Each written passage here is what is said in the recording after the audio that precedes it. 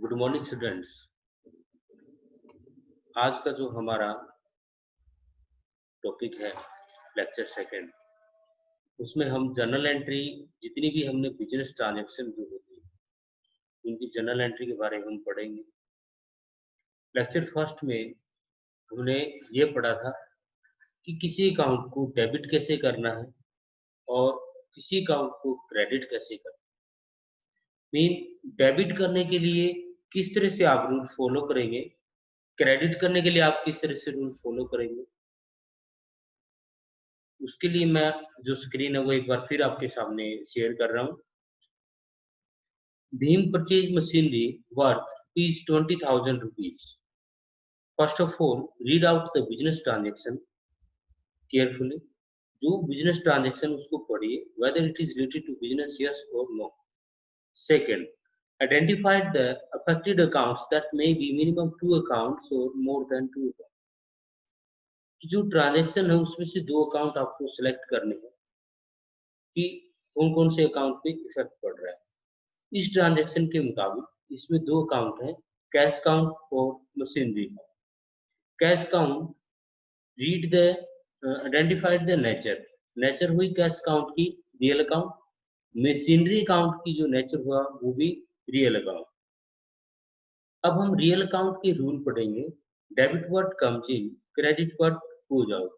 Mean cash account को debit उस time करेंगे जब कैश बिजनेस में आएगा और कैश अकाउंट को क्रेडिट उस टाइम करेंगे जब कैश बिजनेस से बाहर जाएगा। तो इस ट्रांजैक्शन में यदि हम देखें, Bhim purchase machinery worth rupees 20,000, cash is going outside the business, mean we are paying cash. जब भी हम कैश पे करेंगे तो कैश जाएगा तो उसको क्रेडिट करना।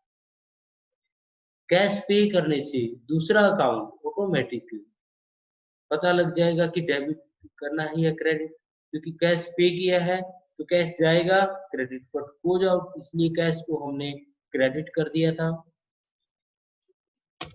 Machinery is coming in the business, machinery business में आ रही है। मशीनरी को हमने परचेज किया है तो मशीनरी को हमने डेबिट किया और इसके साथ हमने लिख दिया परचेज मशीनरी विद कैश।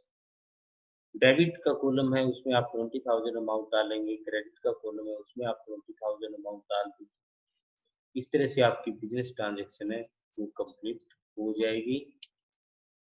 अब जो हम ट्रांजैक्शन करने जा रहे हैं वो सारी ट्रांजैक्शन इसमें आएंगी। ये जितनी ट्रांजैक्शंस हैं इन ट्रांजैक्शंस को आप अपनी नोटबुक लेके बैठ जाएं, कवर करें, साथ साथ लिखते जाइए। ये पूरे चैप्टर की ट्रांजैक्शंस हैं, इनसे बाहर कोई भी ट्रांजैक्शन आपके एग्जाम में नहीं होगी। ये क्लियरली आपको अच्छे से समझ आ जाएगी। इन ट्रांजैक्शंस को कम से कम 3 से 4 बार आप रीड राइट लर्न तीनों करें इसमें, ताकि आपको जल्दी से समझ आ जाए। फर्स्ट है आपका transaction number first, transaction of May 2020। ये आपके लिए डेट का कॉलम हो गया। इसको सबसे पहले हम इसमें डेट ट्रांसफर करेंगे। जो ट्रांजैक्शन है वो है परचेज गुड्स कॉस्टिंग 10,000 रुपीज की। मीन हमने जो गुड्स परचेज की है वो 10,000 रुपीज की थी। परचेज करने से बिजनेस में मटेरियल आएगा, गुड्स आएंगे। रियल अकाउंट के रूल के मुताबिक हम परचेज अकाउंट को डेबिट करें। परचेज अकाउंट को डेबिट किया है, दूसरा अकाउंट जो है जिस पे इफेक्ट पड़ रहा है वो कैश अकाउंट है। कैश को हम क्रेडिट करेंगे क्योंकि बिजनेस से कैश बाहर जा रहा है और दोनों तरफ हम जो अमाउंट डालेंगे वो हो जाएगी आपकी 10,000 10,000। दोनों साइड इक्वल हैं, डेबिट साइड और credit side. Double entry system के मुताबिक दोनों डेबिट और क्रेडिट साइड दोनों इक्वल होनी चाहिए। नेक्स्ट है जो आपकी purchase goods from Rahul costing 10,000 rupees in cash. Transaction वही है, सिर्फ इसमें मैंने ऐड किया है फ्रॉम राहुल। राहुल से कैश में परचेज किया है, परचेज अकाउंट को वैसे के वैसे डेबिट करेंगे। सेकंड अकाउंट कैश का ही रहेगा क्योंकि उसमें क्लियरली लिखा हुआ है कैश में। जब कुछ भी नहीं कहा गया कि किससे खरीदी है, तो वो हम ये मानेंगे कि वो ट्रांजैक्शन कैश में ही हुई है। तो हम इसमें ये सेम एंट्री रहेगी, purchase account debit to cash account. उसके बाद purchase goods from Rahul costing 10,000 rupees. Purchase account को डेबिट करना ही करना है, क्योंकि गुड्स आएंगी उसको डेबिट करेंगे। सेकंड जो अकाउंट होगा वो आपका होगा राहुल का। राहुल को आप क्रेडिट करेंगे, क्योंकि राहुल क्या है, यहाँ क्रेडिटर है। राहुल क्या है, क्रेडिटर है, तो credit the giver, first rule तो ये फॉलो होता है इस पे। सेकंड, राहुल क्रेडिटर है तो एक लाइबिलिटीज भी है। लाइबिलिटी जब भी बिजनेस में आएंगी तो रियल अकाउंट का रूल हम फॉलो करेंगे। Debit what comes in, credit what goes out. ये एसेट्स के लिए था, लाइबिलिटीज के लिए credit what comes in and debit what goes out, ये लाइबिलिटीज के लिए रूल था। लाइबिलिटीज बिजनेस में इंक्रीज हो रही है, बिजनेस में आ रही है, तो हम इसको क्या करेंगे, क्रेडिट कर देंगे। नेक्स्ट ट्रांजैक्शन है purchase goods from Rahul costing 10,000 rupees at 10% trade discount. कि मतलब राहुल से गुड्स परचेज किए हैं और वो भी किस पे, 10% ट्रेड डिस्काउंट पे। ट्रेड डिस्काउंट में आपको बता देता हूं कि जब कोई बिजनेसमैन अपनी सेल इंक्रीज करने के लिए ऑफर देता है, वो ऑफर सबके लिए है कि आपको डिस्काउंट तो मिलेगा, चाहे वो कैश में परचेज करें या ना करें, वो ट्रेड डिस्काउंट है, इसलिए इसका नाम ट्रेड रखा गया है। ये ट्रेड से रिलेटेड है, बिजनेस को इंक्रीज करने के लिए, ताकि उसकी जो सेल है, बिजनेस का जो एक्सपेंशन है वो हो जाए, सेल इंक्रीज हो जाए, ये डिस्काउंट सबको मिलेगी, इसलिए इसको ट्रेड डिस्काउंट बोलते हैं। तो जो 10,000 है उसको 10% ट्रेड डिस्काउंट में खरीदा, तो 10% कितना हुआ इसका, 1,000 रुपीज। तो बाकी जो रिमेनिंग अमाउंट जो बचती है वो आपकी होती है 9,000। मतलब उसने जो मटेरियल परचेज किया वो 9,000 रुपीज में परचेज किया है, तो परचेज अकाउंट को आप डेबिट करेंगे 9,000 से। और किससे परचेज की है, राहुल से, कैश में कोई ट्रांजेक्शन नहीं हुई है, राहुल से किया है तो राहुल को क्रेडिट कर देंगे। Next transaction, purchase goods from Rahul costing 10,000 rupees at 10% trade discount, and the 1/4 payment was made in cash। कि जो राहुल से उसने गुड्स परचेज की वो टोटल 9,000 की थी। Last transaction 10,000 minus 10%, purchase account debit 9,000। Rahul से परचेज की, उसको 1/4 पेमेंट कैश में पे किया गया। 9,000 का 1/4 करेंगे तो 2,250 रुपीज बनता है। एक अकाउंट हुआ कैश का, दूसरा अकाउंट हुआ राहुल का, और तीसरा अकाउंट बनता है परचेज का। परचेज का तो रहेगा ही रहेगा, परचेज को हमेशा डेबिट करना है। परचेज अकाउंट डेबिट 9,000, कैश कितना पे किया, 2,250 रुपीज। क्लियर, रिमेनिंग अमाउंट बचती है आपकी, मतलब 3/4 पेमेंट, 9,000 का 3/4 करेंगे तो आपके पास अमाउंट निकल के आती है 6,750 रुपीज। मीन राहुल को जो आपको पेमेंट करनी है, जो लाइबिलिटीज जो आपकी बनती है वो 6,750 रुपीज बनती है। Next transaction, purchase goods from Rahul costing 10,000 rupees at 10% trade discount and 2% cash discount। Cash discount भी है और ट्रेड डिस्काउंट भी है। ट्रेड डिस्काउंट की कभी भी कोई भी एंट्री पोस्ट नहीं की जाती, और 1/4 पेमेंट उसने कैश में पे किया है। टोटल अमाउंट आपका 10,000 है, 10,000 का 10% करें 1,000, माइनस करें रिमेनिंग अमाउंट जो है आपकी वो 9,000। और अब इसमें कई अकाउंट आपके सामने निकल के आएंगे।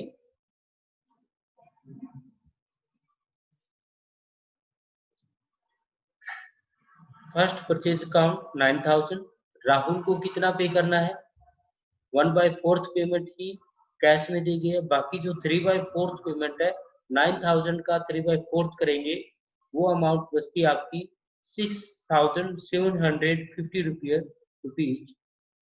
डिस्काउंट है आपकी 2%। 2% जो आपको डिस्काउंट मिलेगी वो मिलेगी 2250 पे, यानी कि ये जो अमाउंट थी 2250 रुपया, उसमें से उसको 2% कैश डिस्काउंट मिलती है। वो डिस्काउंट बिजनेस के लिए इनकम होगी, इनकम है तो उसको हम क्रेडिट करेंगे टू डिस्काउंट रिसीव्ड के नाम से 45 रुपीज कैश में पे किया है। कितना कैश जाएगा फिर, 2250 रुपए की बजाय 2205 रुपए हमको पे करने पड़ेंगे, 45 रुपीज आपको डिस्काउंट मिल जाएगी और ये आपकी नरेशन लिख देंगे इधर, purchase goods at cash discount. Next, goods return by Rahul, goods return to Rahul by Bhim 2000 rupees of list price, मतलब जो उसने गुड्स परचेज की थी 2000 रुपीज की, उनको रिटर्न कर दिया गया। और वो जो 2000 अमाउंट है वो लिस्ट प्राइस है, मतलब ओरिजिनल प्राइस है। तो कितने डिस्काउंट पे परचेज किया था, 10% डिस्काउंट पे, तो डिस्काउंट भी वो हम काउंट करेंगे। मतलब एक्चुअल में उसने जो मटेरियल परचेज किया था वो 10% जो आपका बनता है 2000 का 10% 200, तो रेस्ट अमाउंट बचती है आपकी 1800। राहुल को हम डेबिट करेंगे because debit the receiver, Rahul ने मटेरियल रिसीव किया। परचेज को डेबिट करते हैं, परचेज रिटर्न को क्रेडिट कर देंगे। दूसरा रीजन ये है कि मटेरियल जा रहा है, क्रेडिट हो जाओ 1800 से उसको क्रेडिट कर दिया जाए। Next, payment was made by Bhim to mister Rahul in full settlement of his account 4000 rupees, की जो भीम ने पेमेंट की है राहुल को वो 4000 रुपीज की है और अकाउंट का मतलब फुल सेटलमेंट हो गई है, अकाउंट पूरा कंप्लीटली क्लियर कर दिया गया है। जितनी उसकी उधार थी, जो क्रेडिट अमाउंट थी, वो खत्म हो गई है। सबसे पहले हमें क्या करना है, राहुल को जो अमाउंट पे करनी है वो हम चेक करेंगे। राहुल का जो अकाउंट था वो था टोटल अकाउंट 6750, 6750, और उसमें से माइनस किया हमने 1800 क्योंकि उसने गुड्स रिटर्न कर दी। रिमेनिंग अमाउंट आपकी बचती है 4950। राहुल को कितनी पेमेंट करनी है आज की डेट में, 4950 डेबिट द रिसीवर, राहुल को डेबिट करेंगे 4950। ये अमाउंट मैं आपको दोबारा से बता देता हूँ, 6750 माइनस 1800, उसमें से हमने माइनस किया, टोटल अमाउंट बचती है 4950। कैश कितना पे किया, 4000। तो जितना कैश जा रहा है, जब भी कैश जाए कैश को क्रेडिट करना है टू कैश काउंट से, टू कैश काउंट से हम उसमें डालेंगे क्रेडिट में अमाउंट 4000। कितनी डिस्काउंट रिसीव हुई, वो डिस्काउंट रिसीव हो रही है हमें 950 रुपीज। तो इस तरह से ये दोनों इसकी साइड पर इक्वल हो जाएंगी, डेबिट और क्रेडिट।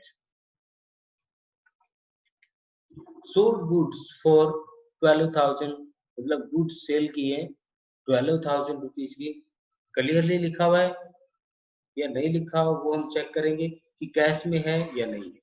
अब यहाँ कुछ भी नहीं पता कि उधार है या नगद है, तो हम इसको कैश में ही मानेंगे।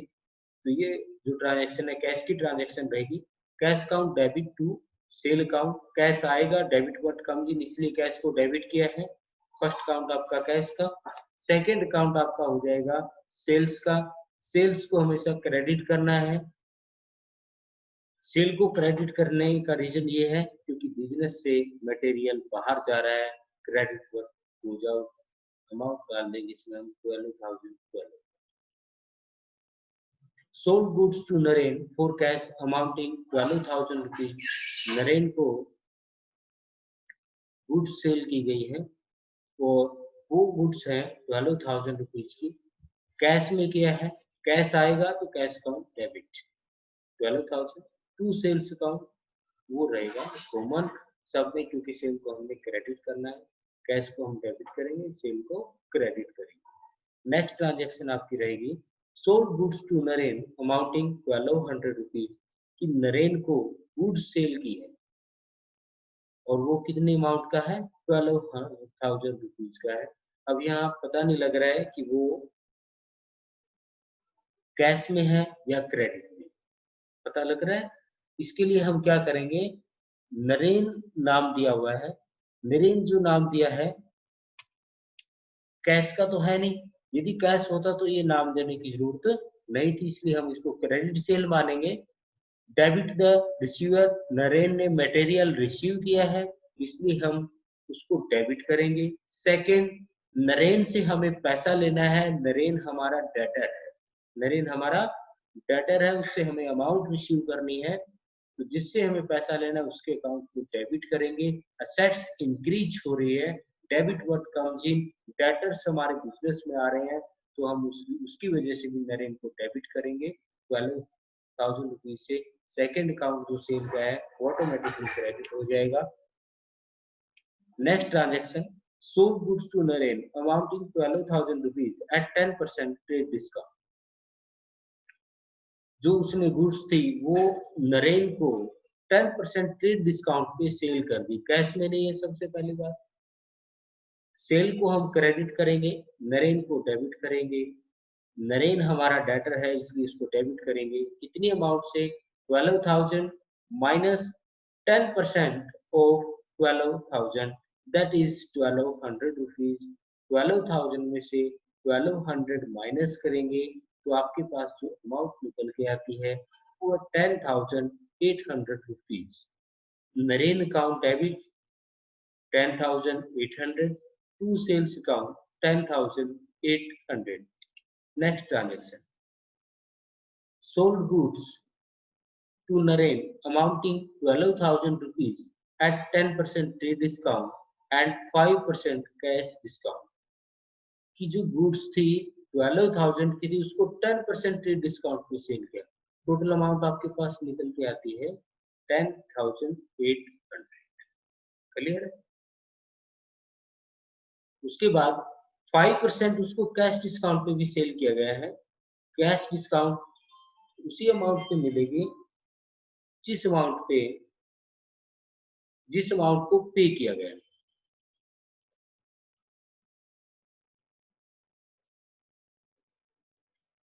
मीन 12,000 का 10%,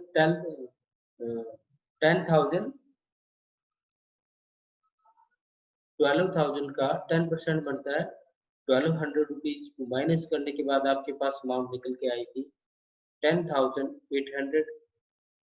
इस अमाउंट में से उसने 1/4 पेमेंट कैश में की है, 1/4 जो पेमेंट है कैश में वो आप कैलकुलेट करेंगे। कैलकुलेट करने के बाद आपके पास अमाउंट बचती है, तो मैं आपको कैलकुलेट करके बताता हूँ। ये बचेगा आपका 10,000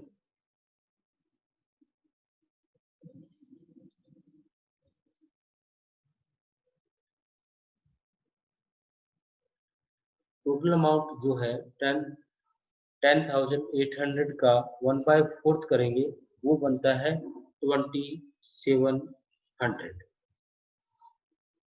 2,700 में से उसको डिस्काउंट पे करनी है 5%। 2,700 का 5% करेंगे आप तो वो आपके पास आ जाएगी अमाउंट निकल के 135।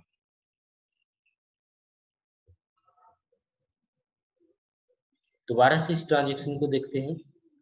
Sold goods to Naren amounting 12,000 rupees at 10% trade discount and 5% cash discount. इसका 10% ट्रेड डिस्काउंट बनता है 12,000 माइनस 1,200 दैट इज 10,800। ये अमाउंट आपके सामने निकल के आई थी। और 5% कैश डिस्काउंट 10,800 का 5% करोगे वो बनता है आपका 2,700। उस 2,700 पे 5% कैश डिस्काउंट निकालनी है, 2,700 का 5% करें 135। 27 में से 135 माइनस करने के बाद आपके पास बचता है 25 165 रुपीज। तो डेबिट में हम 81 कितना उसको अमाउंट रिसीव करना है, 10,800 में से 27 तो आपने कैश पे कर दिया है, बाकी जो क्रेडिट अमाउंट बचती है 8,100, कैश कितना पे किया आपने 2,565 रुपीज, डिस्काउंट जो आपने दी है उसको वो आपके बिजनेस के लिए एक्सपेंसिस होगा, वो होगी आपकी 135, और जो सेल है वो सेल होगी आपकी टोटल 10,800 की। Both sides are equal. Next transaction जो आपकी है वो रहेगी goods return by Naren amounting of list price 1,000 rupees, कि नरेन ने 1,000 रुपीज की गुड्स रिटर्न कर दी है, 10% डिस्काउंट था तो 900 बचता है। सेल को क्रेडिट कर रहे हैं तो सेल रिटर्न को डेबिट करेंगे, sale return account debit to Naren account, Naren को क्रेडिट द गिवर के मुताबिक उसको क्रेडिट कर दिया जाएगा। नेक्स्ट रहेगा आपका Naren paid cash 7,000 in full settlement of his account, कि नरेन ने 7,000 कैश पे किया है जो उसका अकाउंट था उसके बदले। टोटल अमाउंट कितनी थी, टोटल अमाउंट थी आपकी 8100, ये अमाउंट उसको पे करना है। 8100 में से उसने जो अमाउंट रिटर्न किया है वो गुड्स रिटर्न की थी 900 की, 81 में से 900 माइनस करेंगे, आपके पास अमाउंट बचती है टोटल 7200, उसमें से उसने कैश पे किया 7,000, डिस्काउंट कितना दिया हमने उसको 200 रुपीज डिस्काउंट दी, कैश काउंट डेबिट, कैश कितना जाएगा 7,000, डिस्काउंट को डेबिट करेंगे 200 से, और नरेन को क्रेडिट करेंगे क्योंकि उसका अकाउंट राइट ऑफ करना है, खत्म करना है, सेटलमेंट करनी है 7200 से। Next transaction paid salary for 12,000 rupees, salary पे की है 12,000 रुपीज से, सैलरी हमारे बिजनेस के लिए एक्सपेंसिस है, एक्सपेंसिस है तो एक्सपेंसिस को हम डेबिट करेंगे, सैलरी काउंट डेबिट और टू कैश काउंट 12,000 से, सेकंड अकाउंट कैश का हो जाएगा, कैश में पे की है। Salary is due for 2 months, salary 2 महीने के लिए ड्यू है मतलब पेंडिंग है, 1,000 रुपीज पर मंथ, और इसको हम बोल सकते हैं आउटस्टैंडिंग सैलरी, आउटस्टैंडिंग सैलरी इसको बोला जा सकता है, वो कितनी है आपकी 2,000 रुपीज, कि जो सैलरी 2 मंथ के लिए पेंडिंग है उसको हम आउटस्टैंडिंग सैलरी बोलेंगे। सैलरी को डेबिट करेंगे ही करेंगे बिकॉज सैलरी क्या है, एक एक्सपेंसिस है। दूसरा, आउटस्टैंडिंग सैलरी हमारी एक लाइबिलिटीज भी है, लाइबिलिटीज बिजनेस में आ रही है क्रेडिट पर कम से, तो हम इसको क्रेडिट कर देंगे या फिर क्रेडिट द गिवर के मुताबिक इसको किया जा सकता है। एक्सपेंसिस किसकी वजह से हो रहा है, वो क्रेडिट द गिवर। नेक्स्ट है prepaid rent is 4,000 rupees, advance में हमने रेंट पे किया है। सबसे पहली बात है प्रीपेड, प्रीपेड मीन एडवांस में पे करना, पे किया है तो वो जो प्रीपेड रेंट है वो हमारी एसेट्स होती है, एसेट्स बिजनेस में आएंगी, डेबिट को काउंट से 4,000 रुपीज से रेंट काउंट को आप क्रेडिट करेंगे। क्रेडिट करने का रीजन क्या है कि जो एक्सपेंसिस हमारे लिए, रेंट हमारे लिए क्या था, एक्सपेंसिस था, उस एक्सपेंसिस को हमने एडवांस में पेमेंट कर दिया तो हमारी एक तरह से इनकम में कन्वर्ट हो गया। दूसरा रीजन ये कह सकते हैं कि हमने जो रेंट एडवांस में पे किया है, तो यदि हम रेंट को पे करते हैं तो हम लिखते हैं रेंट अकाउंट डेबिट। अब हमने एडवांस पे कर दिया है तो उस रेंट अकाउंट को कम करेंगे, ऐसा रीजन क्या है, मैचिंग कॉन्सेप्ट ऐसा बोलती है। तो सेकंड अकाउंट जो रेंट है उसको हम क्रेडिट करेंगे टू रेंट अकाउंट से। Commission receive 1,500 rupees,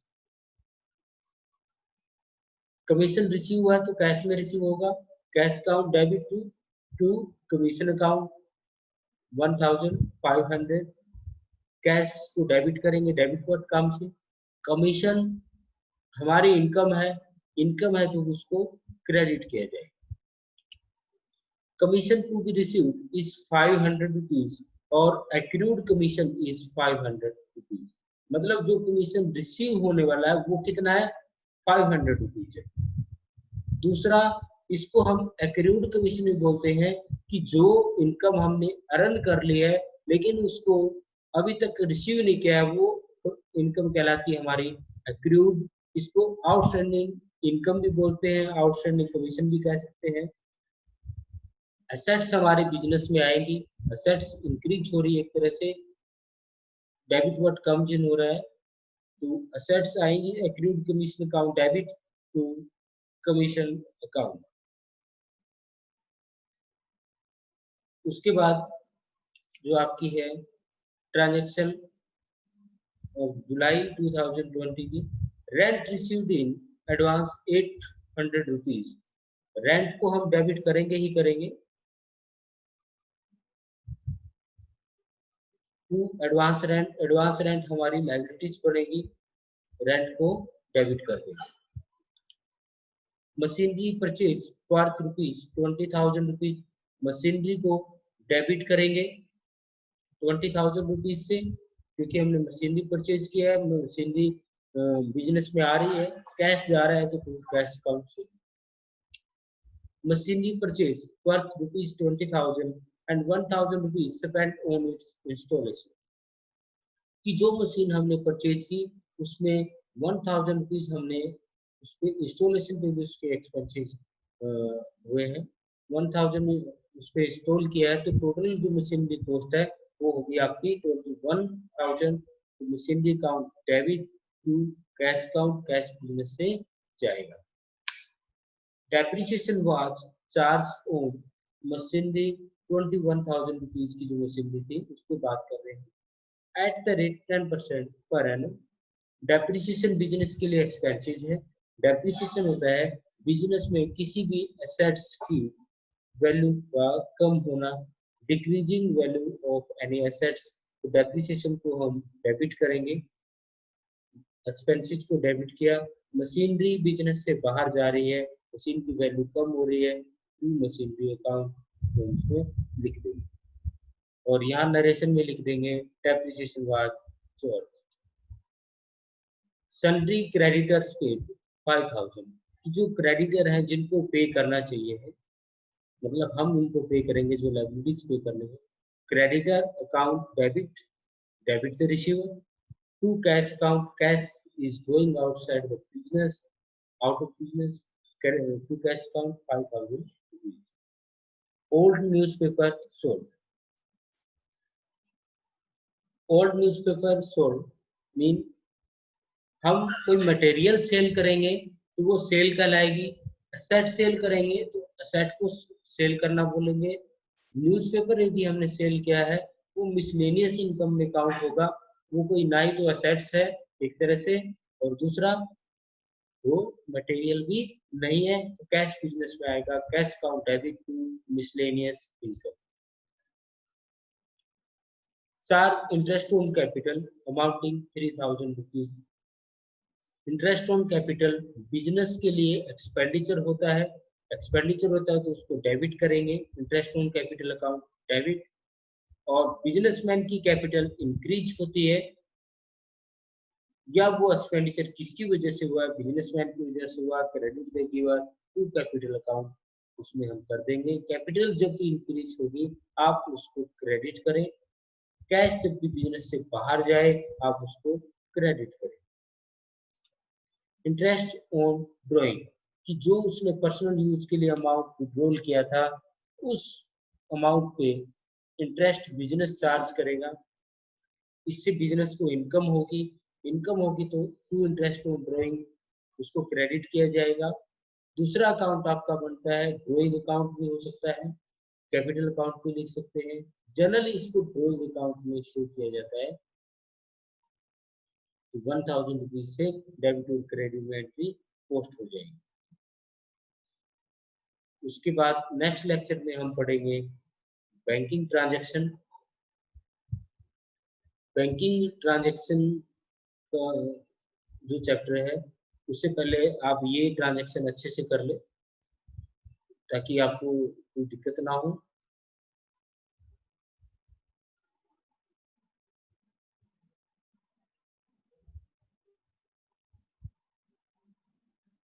next lecture banking transaction.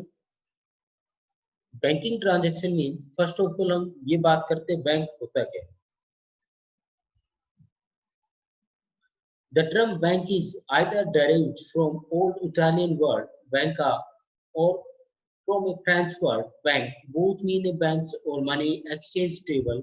In older days, European money lenders or money changers used to display coins of different countries being refilled or branches of table for the purpose of lending or exchange. कि जो old time में क्या होता था कि जितने भी bank हैं, ये जो वर्ड जनरेट हुआ है बैंक वाला उसकी हम बात कर रहे हैं कि जितने भी कंट्रीज की करेंसीज थी वो सारी की सारी एक बेंच के ऊपर रख दी जाती थी, फिर उसको इंटरेस्ट पर एक पर्सन से दूसरे पर्सन को ऐसे ट्रांसफर किया जाता, वहीं से वर्ड निकला है बैंक। बैंक का जनरल सा मीनिंग ये है, it is a financial institution which accept deposits and lends money to public। कि जो डिपॉजिट एक्सेप्ट करता है मतलब पैसा रिसीव करता है और वही पैसा पब्लिक को एज ए लोन प्रोवाइड करवाता है। ये बैंक का जनरल सा मीनिंग है। Next, according to the banking ordinance 1962, banking mean accepting for the purpose of lending or investing or deposit money from the public repayable in demand or otherwise or withdrawable by check, draft or otherwise। mean bank में जो हम amount deposit कराएंगे वो amount आप check से withdraw कर सकते हो, ड्राफ्ट से निकाल सकते हो, एटीएम से निकाल सकते हो, जब आपको जरूरत हो आप निकाल नहीं सकते हो। लेकिन बैंक उस पैसे को ऐसा नहीं कि आपने आपके अकाउंट में 1000 रुपीज डिपॉजिट करवाए तो 1000 आप किसी भी टाइम ले सकते हो, लेकिन वो पैसा बैंक अपने पास नहीं रखता, वो किसी दूसरे को एज ए लोन ट्रांसफर कर देता। बैंक के function dealing in money, individual, firm and company. Bank है जो मनी में डील करता है। एक्सेप्टेंस ऑफ डिपॉजिट, जो डिपॉजिट एक्सेप्ट करता है। गिविंग एडवांसेस, पब्लिक को लोन प्रोवाइड करता है। पेमेंट एंड विड्रॉल, की बैंक पेमेंट भी करता है, विड्रॉल भी करता है। हम अपने अकाउंट से डायरेक्ट एलआईसी की पेमेंट कर सकते हैं, हम खुद भी अपने अकाउंट से पेमेंट निकाल सकते हैं। वो चेक, डीडी, डिमांड ड्राफ्ट, इनसे आप निकाल सकते हो। अब कौन कौन सी ट्रांजेक्शन हैं वो ट्रांजेक्शन हम आज पढ़ेंगे इसमें कि बैंकिंग की कौन कौन सी ट्रांजेक्शन हैं वो देखते हैं।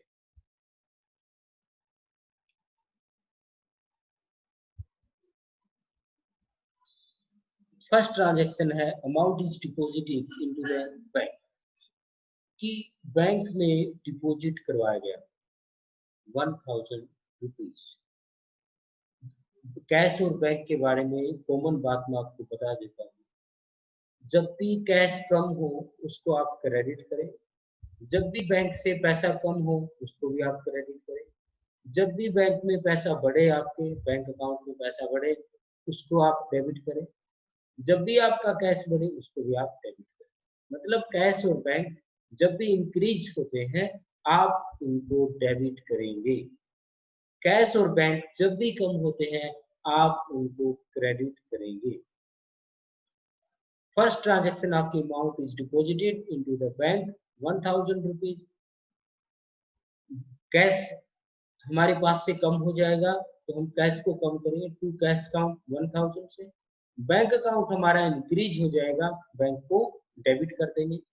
Second transaction amount is withdrawn from bank ₹500, bank से अमाउंट विड्रॉन किया गया है, कैश हमारे पास इंक्रीज हो जाएगा, कैश निकाल के लाए हैं। बैंक अकाउंट हमारा कम हो जाएगा, उसको हम टू बैंक अकाउंट से शो कर देंगे।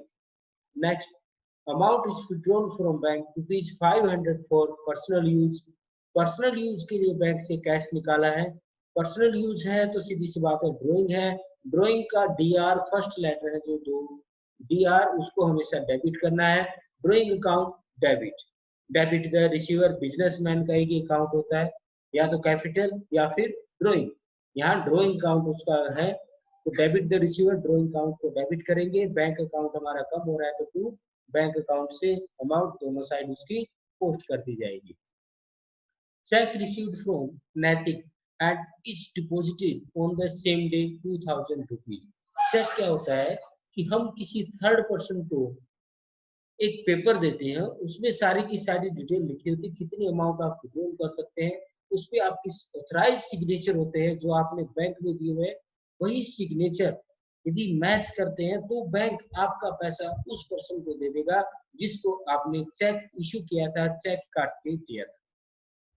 तो हमने यहाँ जो पॉइंट है वो ये है कि चेक रिसीव्ड फ्रॉम नैतिक, नैतिक ने हमें चेक इशू किया है, नैतिक से हमें चेक मिला है, and is deposited on the same day, उसी दिन बैंक में हमने जमा करवाया, उसी दिन बैंक में जमा करवा दिया, तो हम ये मान के चलते हैं वो पैसे उसी दिन हमारे अकाउंट में जमा हो गए, क्रेडिट हो गए, तो हमारा जो बैंक अकाउंट है वो इंक्रीज हो गया।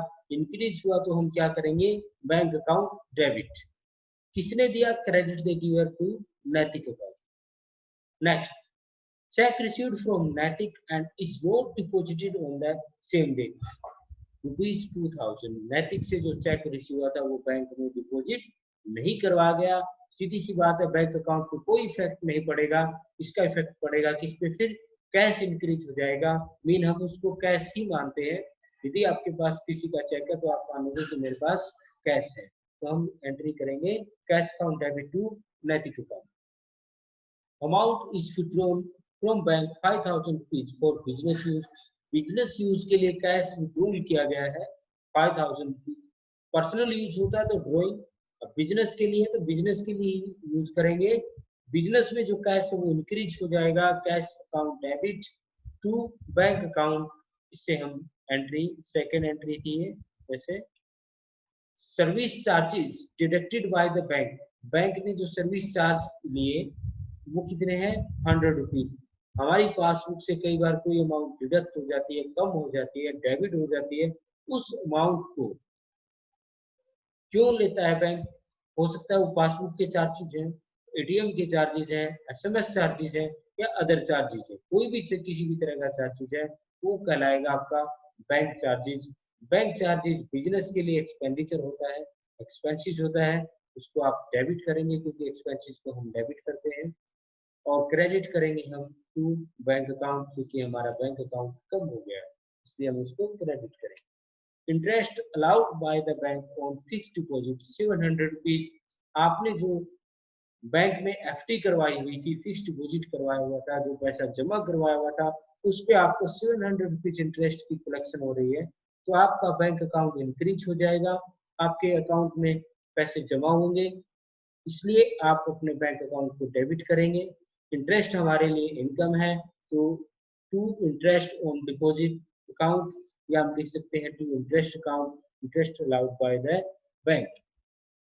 Interest on overdraft charge by the bank, जो ओवरड्राफ्ट है मतलब जो हमने बैंक से एक्स्ट्रा मनी हमने विड्रॉल कर लिया है, या फिर हमने किसी को चेक काट के दिया और हमारे अकाउंट में पैसे ही नहीं थे, तो हमारा अकाउंट माइनस में चला जाएगा, बैंक उस पे इंटरेस्ट भी लगा सकता है। दूसरा रीजन, कई बार जितनी हमारी लिमिट होती है उससे ज्यादा हम विड्रॉल करते हैं, या बैंक से जो हमने लोन लिया हुआ है वो हम विड्रॉल करते हैं, उस पर जो इंटरेस्ट लगेगा वो बिजनेस के लिए एक्सपेंडिचर होगा। एक्सपेंडिचर होगा तो उसको डेबिट करेंगे, और अमाउंट बिजनेस से बाहर जाएगी, हमारा बैंक अकाउंट कम होगा तो बैंक अकाउंट से हम उसको क्रेडिट करेंगे 250 रुपीज। डिपॉजिट चेक ऑफ नैतिक इज डिसऑनर्ड, मतलब जो हमने नैतिक का चेक डिपॉजिट करवाया था बैंक में वो डिसऑनर हो गया है। डिसऑनर का मतलब उसको बैंक ने एक्सेप्ट नहीं किया है, उसमें कोई ना कोई कमी थी। लाइक एज उसमें हो सकता है नैतिक के सिग्नेचर सही नहीं थे। दूसरा, हो सकता है उसमें अमाउंट गलत लिखी गई हो, ये भी रीजन हो सकता है। तीसरा, उसमें डेट गलत लिखा गया हो। ये जो रीजन है, इनकी वजह से चेक डिसऑनर हो सकता है। और चेक जब भी डिसऑनर हो तो बैंक क्या करता है, उस चेक को फिर हमें वापस कर देता है, बिजनेस को वापस करेगा। जिसने चेक क्लियरिंग में लगाया था, जिसने जो चेक डिपॉजिट करवा के गया था, उसी को वो चेक वापस मिलेगा। तो एंट्री क्या होगी, चेक डिसऑनर हो गया है, अब ये पैसा अपने को किससे रिसीव करना है, नैतिक से रिसीव करना है। नैतिक से रिसीव करना है तो डेबिट द रिसीवर, हमारे डाटा इंक्रीज हो जाएंगे, बैंक अकाउंट हमारा कम हो जाएगा, क्योंकि पहले बैंक ने क्रेडिट कर दिया था ये चेक, तो अब हम इसको कम कर देंगे to bank account. Cheque issued to Ram for his services 2500, Ram ने जो हमें कुछ काम करके दिया था, उसकी सर्विसेज के लिए हमने उसको 2500 का जो चेक था वो इशू किया है। तो debit the receiver, Ram account debit हो जाएगा और टू बैंक अकाउंट से हम उसमें ट्रांजेक्शन कर देंगे। नेक्स्ट ट्रांजेक्शन है payment of salary by cheque, salary को पेड किया है, सॉरी ये एडिट करना रह गया, सैलरी को चेक से पेड किया है, तो यहाँ आप राम अकाउंट गलत लिखा हुआ है, यहाँ लिखेंगे salary account debit to bank account. Salary हमारा एक्सपेंसिस है, सैलरी अकाउंट को आप डेबिट करेंगे और सैलरी अकाउंट को आप डेबिट करेंगे और दूसरा अकाउंट आपका हो जाएगा बैंक अकाउंट, बैंक अकाउंट को आप क्रेडिट कर देंगे। नेक्स्ट है ओपनिंग एंट्री, नेक्स्ट लेक्चर में पढ़ेंगे हम। थैंक यू, आज के लिए इतना ही काफी है। आज हमने बैंकिंग ट्रांजैक्शन के बारे में पढ़ा, बैंकिंग ट्रांजैक्शंस क्या होती थी, तो क्या होती है, सेल और परचेज की ट्रांजैक्शन हमने की। ये ट्रांजैक्शन आप अपनी नोटबुक पे लिखें, राइट करें, अच्छे से इनको समझें। फिर भी यदि किसी को कोई दिक्कत आती है तो आप हमको व्हाट्सएप कर सकते हैं, मेल कर सकते हैं, फोन कर सकते हैं, जैसे आपको सही लगे वैसे आप करें। नेक्स्ट लेक्चर में हम पढ़ेंगे ओपनिंग एंट्री क्या होती है उसके regarding. Thank you, all of much, have a nice day.